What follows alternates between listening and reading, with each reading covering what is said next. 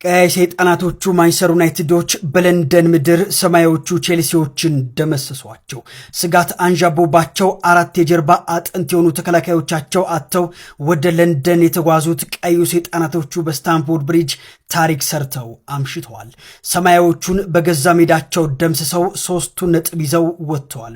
ይህ ድል ለማን ዩናይትድ ተራ ድል ሳይሆን ወደ ቻምፒዮንስ ሊግ ለመመለስ የሚያደርጉት ጉዞ እጅግኑም አጠናክሮላቸዋል። ታዲያ እናንተስ ስለ ዩናይትድ ድል ምን ትላላችሁ? ሐሳባችሁን አጋሩኝ። በዚሁ አጋጣሚ እኔን ፎሎ ያላረጋችሁ ካላችሁ ፎሎ በማድረግ ቤተሰብ ሁኑ። ይችላል ማንቼ ይችላል ኩኒያ ይችላል። ዩናይትድ ዛሬ በስታንፎርድ ብሪጅ በወርቅ ቀለም ስሙን በክብር በድል መዝገብ ላይ ጽፏል። የዛሬው የዩናይትድ ጨዋታ ከእግር ኳስ ጨዋታ በላይ የሆነም የክብር ጉዳይ ነበረም። ማንቸስተር ዩናይትድ ቼልሲን በገዛ ሜዳው 1-0 በማሸነፍ በፕሪሚየር ሊግ ሰንጠረዡ ላይ ነጥቡን ወደ 58 ከፍ በማድረግ በሶስተኛ ደረጃ ላይ ተንፈላሶ ተቀምጧል።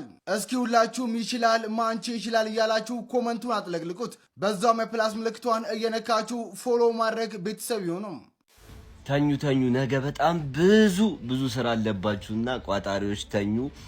ማንቸስተር ዩናይትድ ተሸንፈው አስቶን ቪላና ሊቨርፑል አሸንፈው 5ኛ ትወርዳላችሁ ስትሉ የነበራችሁ ቋጣሪዎች ተኙ። አልহামዱሊላህ የሚያስብል ጨዋታ። ቼልሲዎች በጣም ትልቅ እውነት በጣም ነው የምትወዱን፣ እናመሰግናለን። አልহামዱሊላህ የሚያስብል ጨዋታ ተገላገልን። ይመቻችሁ።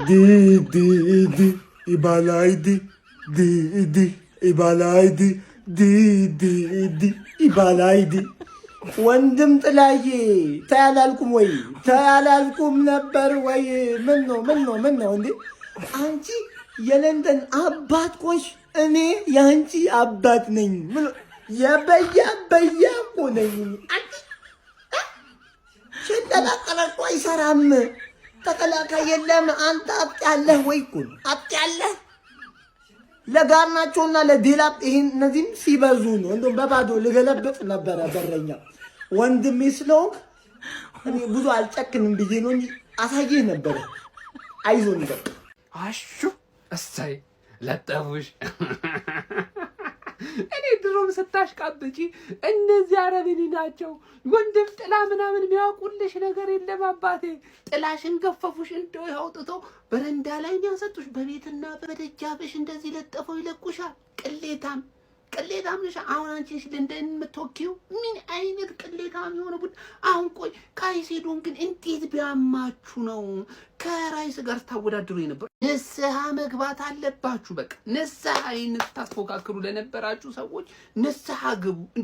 እንዴ ጅል መሆን አይቻልም። እንዴት በአንድ ጨዋታ ብሩኖ ፈርናንዴዝ ማለት ነው ለብቻው ኩኩሬላና ያን የሸጡላችሁ ያገነተሯችሁ ጋርናቾን እንዴት ነው ጅል የሚያደርጋቸው በአንድ ጨዋታ ላይ? እንዴ ይሄ እኮ የወንጀል እኮ ፍርድ ነው መፈረድ ያለበት ብሩኖ። በእውነት ነው የምላችሁ።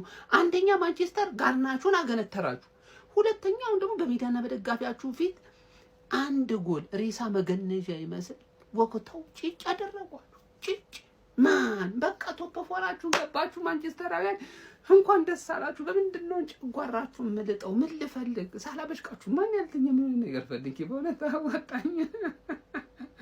አረችልም የሆነ ቡድን